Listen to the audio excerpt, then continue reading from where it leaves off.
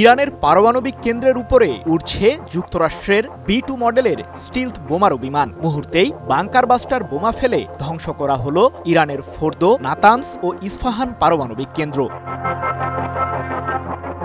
ওই হামলার ঠিক কয়েক মিনিট পরেই মার্কিন president Donald Trump white house থেকেই সাংবাদিকদের জানালেন, পুরোপুরি ধ্বংস হয়েছে ইরানের পারমাণবিক কার্যক্রম। এই কর্মসূচি পুনরায় চালু করতে পারবে না তেহরান।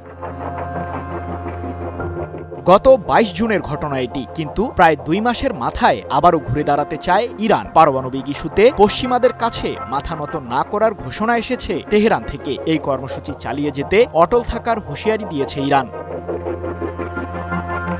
পশ্চিমা চাপকে শেষ পর্যন্ত মোকাবিলা করেই যাবে আয়াতুল্লাহ আলী খামেনির দেশটি। পারমাণবিক ইস্যুতে যুক্তরাষ্ট্রসহ পশ্চিমাদের অন্যায্য দাবির কাছে আত্মসমর্পণ করবে না তেহরান, এমনটি জানিয়ে ইরানের আণবিক শক্তি সংস্থার প্রধান মোহাম্মদ ইসলামি বলেন, উন্নত বৈজ্ঞানিক ক্ষেত্রে ইরানের প্রবেশকে বাধা দেওয়ার চেষ্টা করছে যুক্তরাষ্ট্র। আমাদের জাতিকে পারমাণবিক ও অন্যান্য আধুনিক প্রযুক্তি থেকে বঞ্চিত করার জন্য বিপুল অর্থ ব্যয় করছে শত্রুরা, কিন্তু ইরানি জাতি কোনো প্রকার বুলিংয়ের কাছে আত্মসমর্পণকারী নয়। 13 আগস্ট এক প্রতিবেদনে বিষয়টি নিশ্চিত করেছে ইরানের রাষ্ট্রীয় সম্প্রচার মাধ্যম প্রেস টিভি।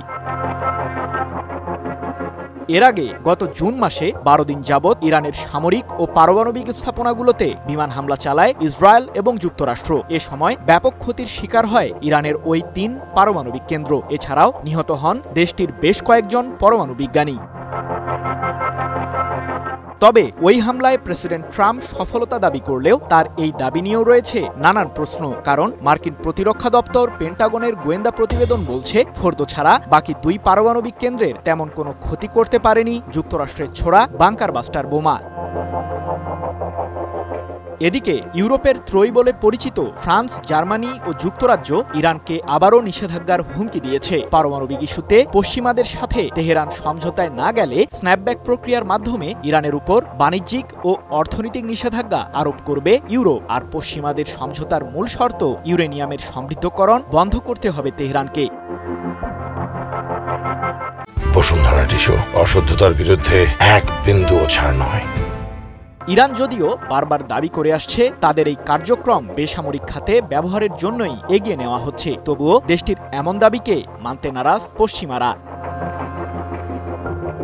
তবে সম্প্রতি তুরস্কের ইস্তাম্বুল শহরে ইউরোপের ত্রয়ীদের সাথে আলোচনাও সেরেছে ইরান। বৈঠকে স্থান পায় ইরানের পারমাণবিক ইস্যুটি, যদিও ফ্রান্স, জার্মানি ও যুক্তরাজ্যের সাথে এখন পর্যন্ত কোনো সমঝোতা চুক্তি সই করেনি তেহরান।